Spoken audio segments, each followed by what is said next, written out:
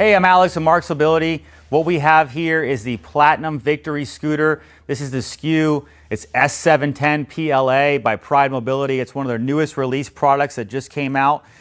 This is a Victory scooter with enhancements. So what this did when they enhanced this, they kept the 400-pound weight capacity, but they increased the speed up to 6 miles an hour.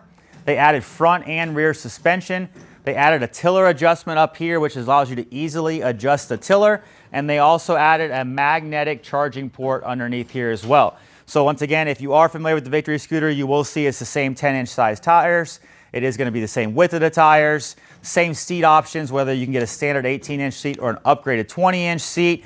But really, it's going to be the power with the 6 miles an hour, the magnetic charge, and then your suspension, and then also your adjustable tiller. But this is going to be a scooter that's going to go up to 15 miles on a full range. You can break it apart, but it's not the easiest thing to break apart, and it's still 67 pounds, your heaviest piece.